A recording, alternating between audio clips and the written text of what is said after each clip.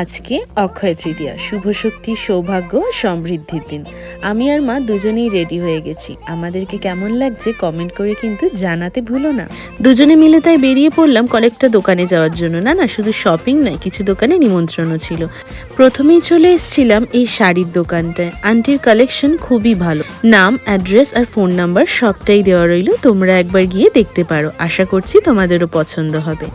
Aunty খুবই ভালো। প্রথমে যেতে না যেতেই হাতে ধরিয়ে দিল এতগুলো চকলেট। তারপর সেখান থেকে বেরিয়ে রওনা দিলাম আরও কিছু দোকানের উদ্দেশ্যে।